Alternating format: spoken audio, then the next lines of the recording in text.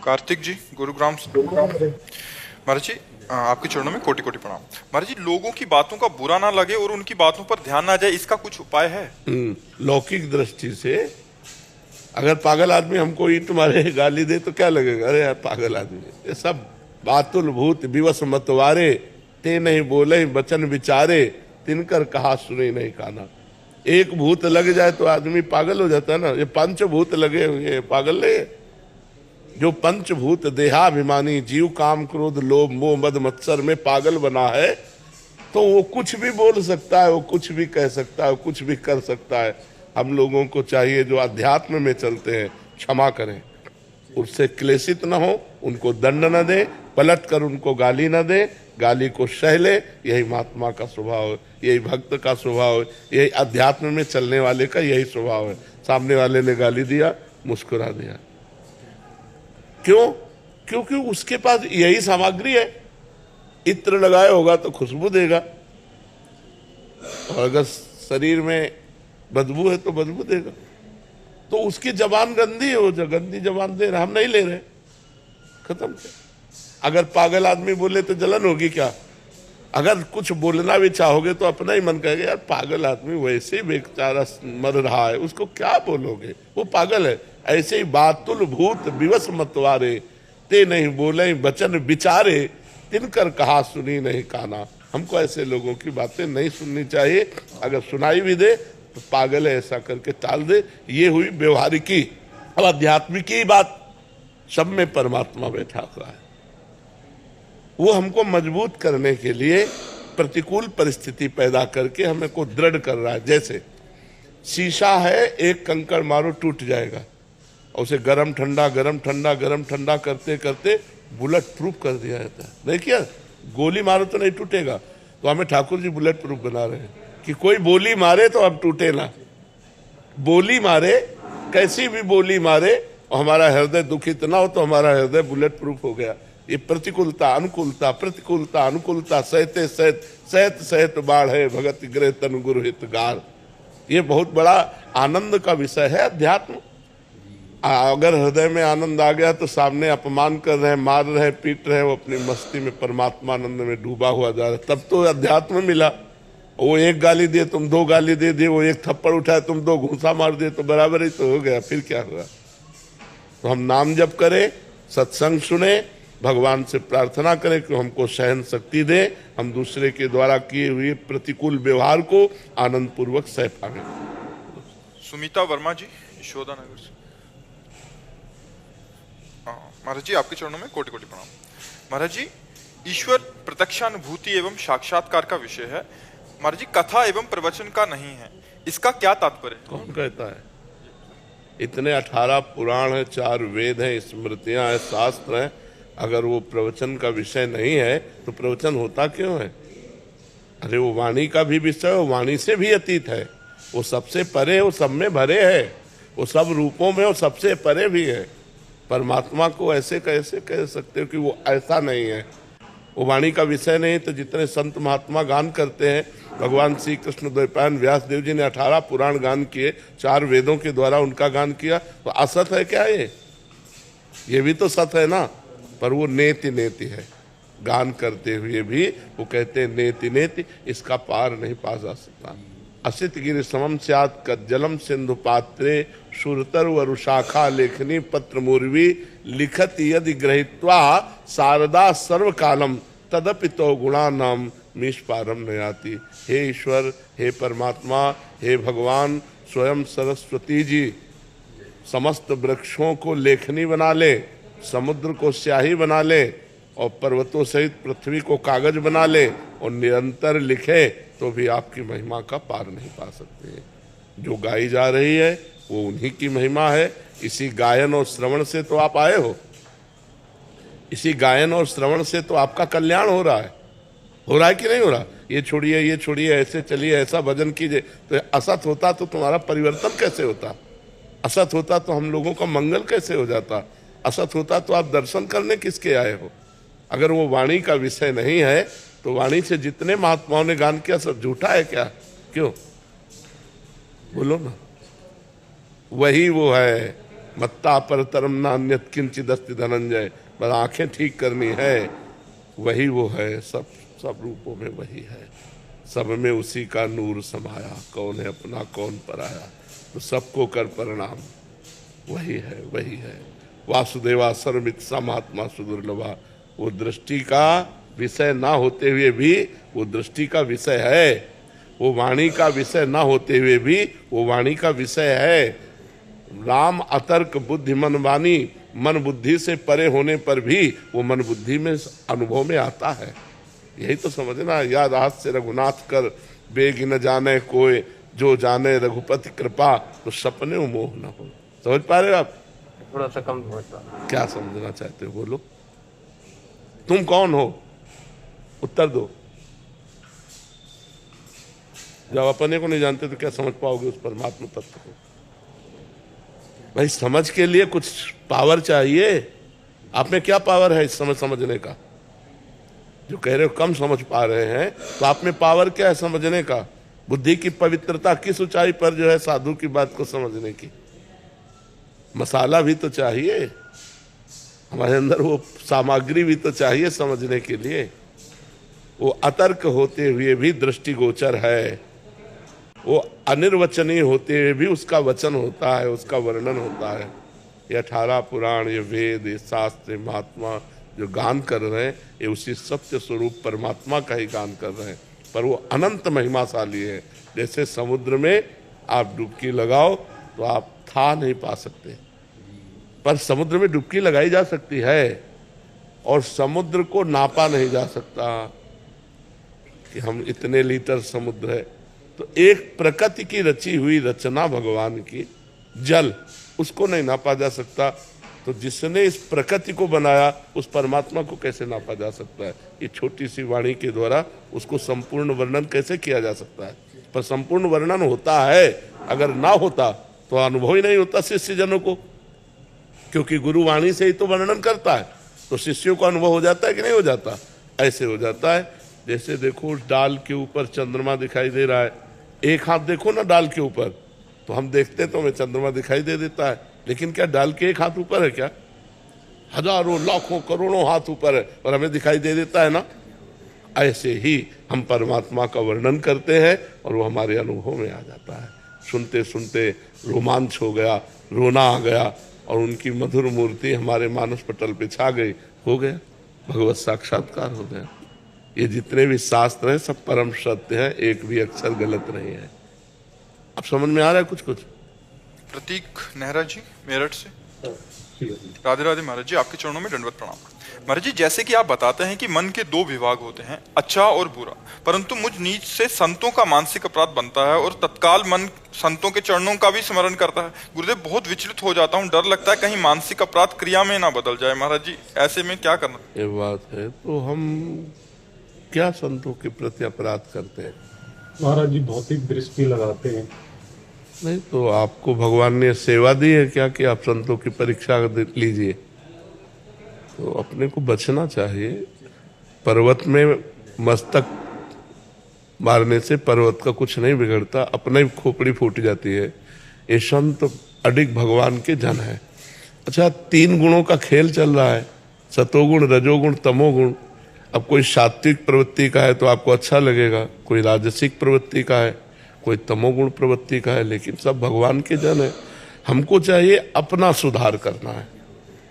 हम क्यों दूसरे को, जैसे हमें दिखाई भी दे रहा कि ये गलत है, बस हे भगवान आप ही सब रूपों में हो, मुझे संभालो प्रभु, मेरी गंदी दृष्टि दूर हो। दूसरों के कपार फोड़ना है। पर निंदा के किए ते आवत नहीं कछु हाथ, मूर्ख पर्वत पाप को ले चल अपने साथ। ये मूर्खता है कि हम दूसरे की निंदा, दूसरे का दोष दर्शन करके अपने पाप बढ़ाएं और अपने को दुर्गति में ले जाएं।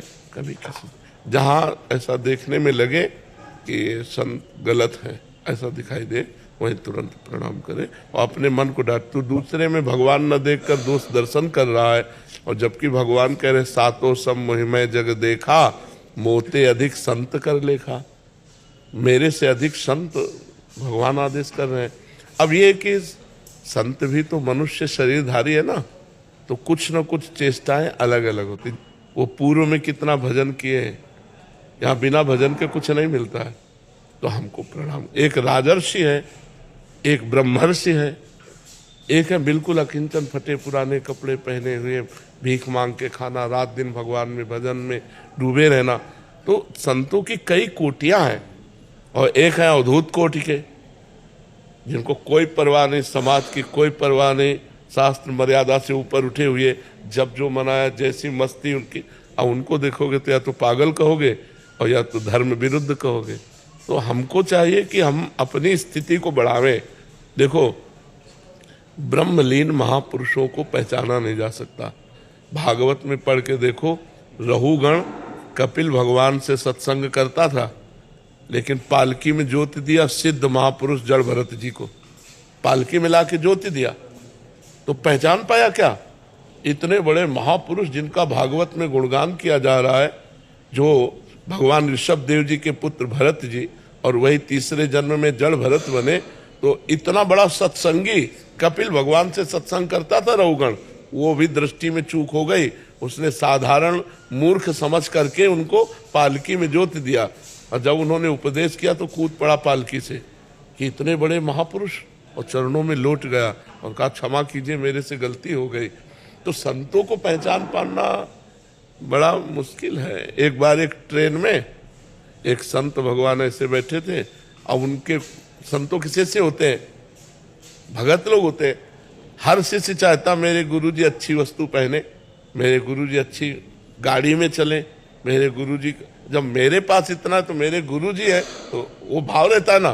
तो उसने सोने की चैन की घड़ी और ये सब व्यवस्था, अटैची सब। तो दो चार बैठे थे नए लोग, तो उन्होंने कहा बाबा जी एक बात पूछे, बुरा तो नहीं मानोगे? बोले नहीं। बोले हम में और तुम में अंतर क्या रहा? हमारी घड़ी भी इतनी महंगी नहीं जितनी तुम्हारी घड़ी है, तुम्हारी अटैची है, तुम्हारा है सब, फिर हम में तुम में अंतर क्या रहा? उनका बेटा कौन सा स्टेशन आ रहा है? बोले अमुक के। बोले चाय पीना है।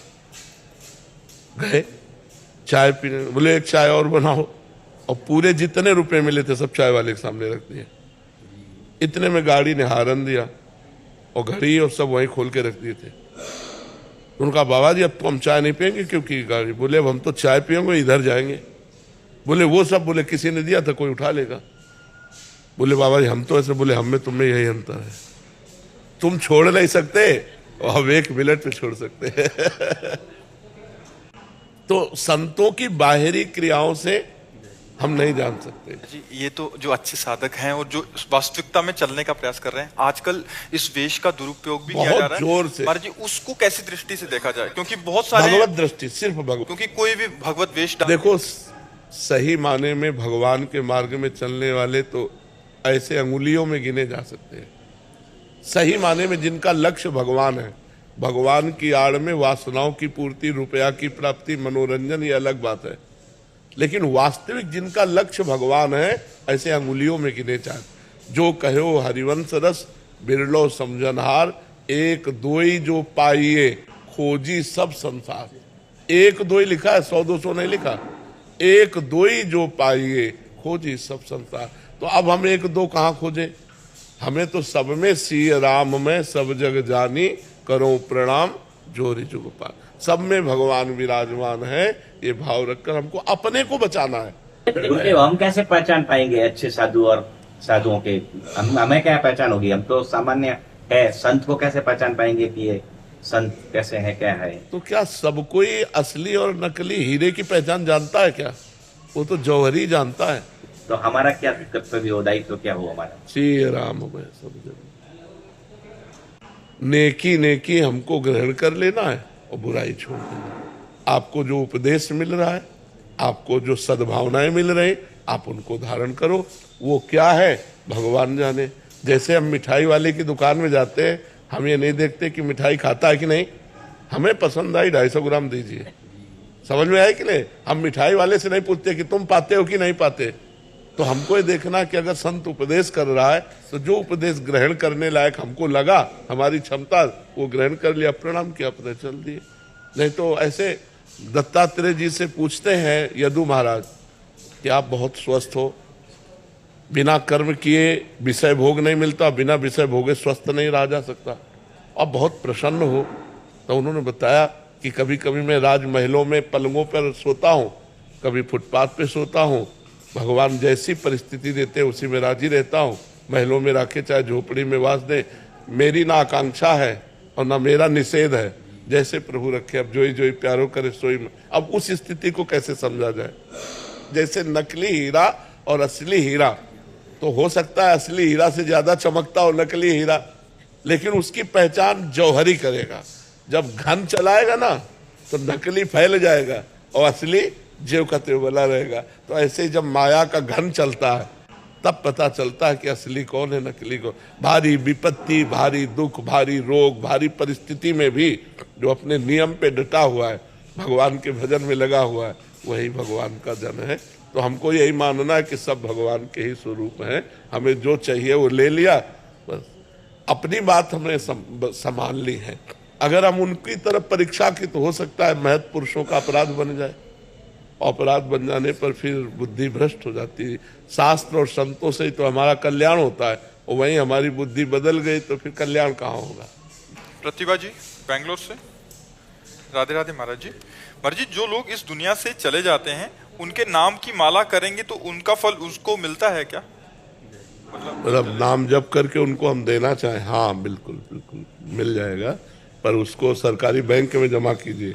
श्री कृष्ण अर्पणम मस्तु, पहले भगवान श्री कृष्ण को अर्पित कीजिए, फिर प्रार्थना कीजिए तो उस जीव को भेज दिया। क्योंकि वो जीव पता नहीं किस योनि में है, ये भगवान को ही तो पता है ना। और जब हम भगवान को नाम देंगे तो वो भगवान उसकी उन्नति करेंगे। तो हम भगवान को पहले समर्पित करें, फिर उस जीव की भावना करें जो अपना सगा संबंधी रहा है, वो कि भगवान आप उसको ये नाम जब दे दीजिए जिससे उसका कल्याण हो जाए, उसका मंगल हो जाए। अवश्य मिलता है। अमित तिवारी जी गाजियाबाद से, महाराज जी। महाराज जी आपके चरणों में कोटि कोटि प्रणाम। महाराज जी, थोड़ा बहुत पूजा की विधि भी जानता हूँ, नाम जप भी करना चाहिए ये भी जानता हूँ, लेकिन दुनिया में अच्छी नौकरी करनी है, सभी तीर्थ यात्रा करनी है, माता पिता की सेवा करनी है, सब कुछ जानते हुए भी महाराज जी कुछ भी नहीं कर पा रहा। नाम जप करो, इससे बल आ जाएगा। जो हम जानकारी का अपने प्रयोग नहीं कर पाते हैं उसमें हमारे अंदर बल की कमी होती है। हम जानते हैं ऐसा करना चाहिए पर नहीं कर पाते, हम जानते हैं ऐसा नहीं करना चाहिए पर कर देते हैं। तो इसमें हमारे अंदर अध्यात्म के बल की कमी है। अध्यात्म का जो बल है वो भगवान नाम से, सत्संग से प्राप्त होता है। रोज सत्संग सुनो, भगवान नाम जप करो, भगवान से प्रार्थना करो, वो आपको बल दे। जो अच्छे विचारों की तरफ आप सोच करते हैं वो क्रिया में उतार दें, वो सोच क्रिया में उतर जाए। और जो गंदे विचारों की सोच करते हैं उनकी क्रिया ना होने पावे, ये भागवतिक बल से होता है। महाराज जी चाहते बहुत लेकिन कुछ कर नहीं पाते। हाँ, नाम जप करो, नाम जप करो, नाम जप कुछ तो करना पड़ेगा ना। नाम जप करोगे, दवा जैसे खाई जाती है तभी तो हम रोग रहित होते हैं, बलवान बनते हैं। तो नाम बल, श्री हरिवंश नाम बल लहो, अपने मन भाई सब कहो। जो मेरे मन में आता वही मैं करूंगा, क्योंकि मेरे में नाम बल है।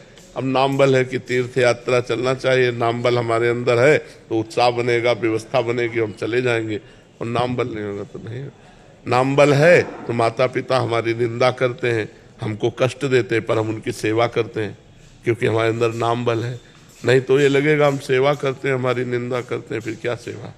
तो नाम बल जरूरी। खूब राधा राधा नाम जप करो, या जो नाम प्रिय हो वो नाम जप करो। हरेश कुमार राणा जी गुजरात से, श्री हरिवंश महाराज जी।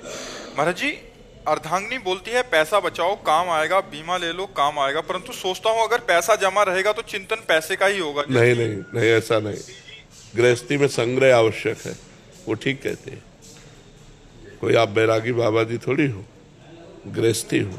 तो गृहस्थी में संग्रह आवश्यक है, विरक्ति में त्याग आवश्यक है, और गृहस्थी में संग्रह, तो संग्रह करना चाहिए। लेकिन क्या है ना कि संग्रह हो गया तो कुछ आपदा आएगी तो बोले मेरे पास तो पैसा है, लेकिन पहले भगवान का दिया हुआ उसके साथ जोड़ो ना। भगवान का दिया हुआ है ना, तो उसमें कोई परेशानी नहीं। मेरे पास भगवान की दी हुई बुद्धि है, मेरे पास भगवान का दिया हुआ शरीर है। जब इतने से काम नहीं चलेगा तो हम और देखेंगे उनकी तरफ कि प्रभु अब आप संभालें।